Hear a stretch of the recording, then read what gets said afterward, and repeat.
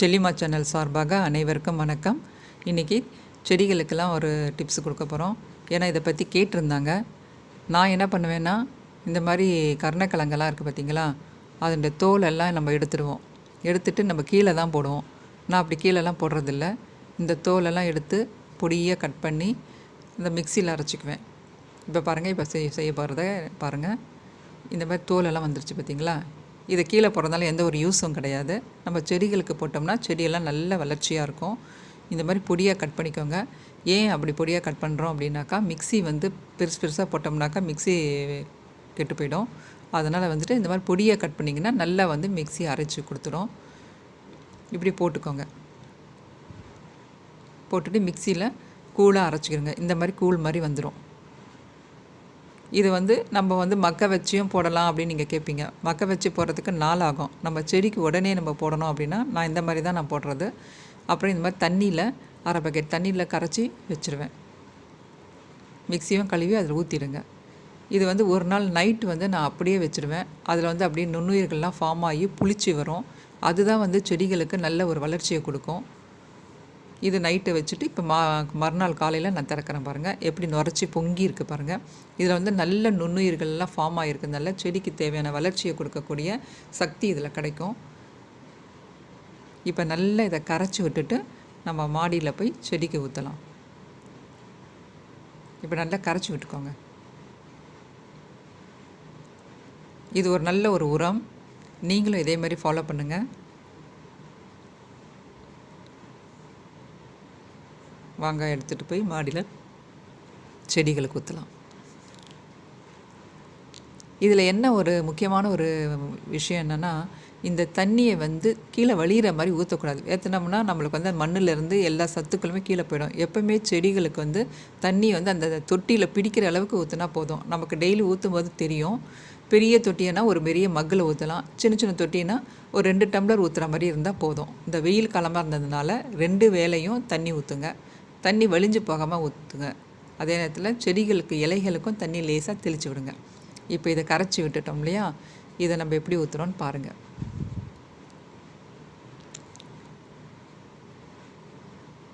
அந்த செடிகளுக்கு தேவையான அளவு இருந்தால் போதும். இந்த கப்பு வந்து அதுக்கு போதும். இதுக்கு மேலே ஊற்றுனீங்கன்னா கீழே வழிஞ்சு ஓடிடும். இதே மாதிரி கொஞ்சம் கொஞ்சமாக செடிகளுக்கு தக்கன நம்ம கொஞ்சம் கொஞ்சமாக ஊற்றுங்க.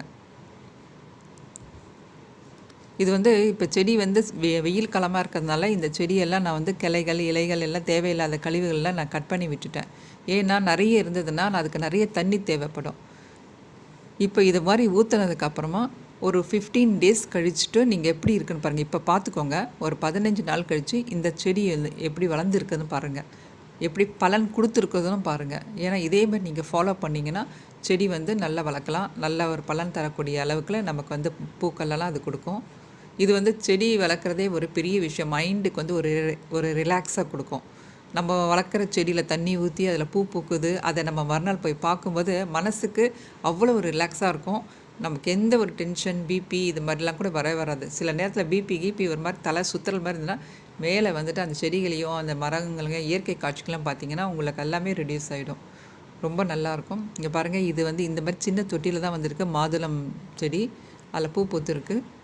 இது எருக்கஞ்செடி தானாக வந்தது. நான் இந்த எருக்கஞ்செடி வந்து இந்த இலைகள்லாம் ரொம்ப மகத்துவம் வாய்ந்தது.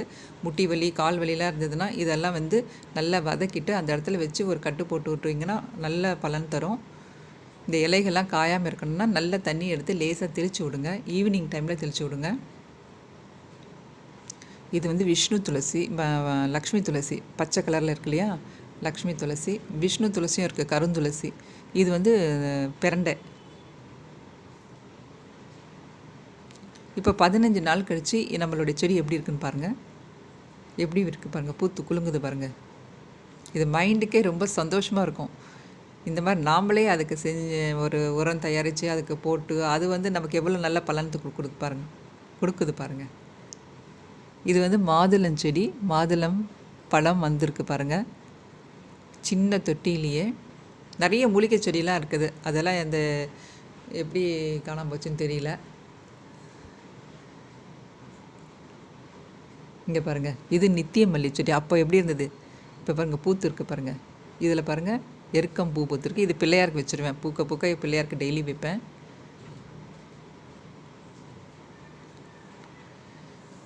நித்தியமல்லி செடி பூக்க ஆரம்பிச்சிருக்கு.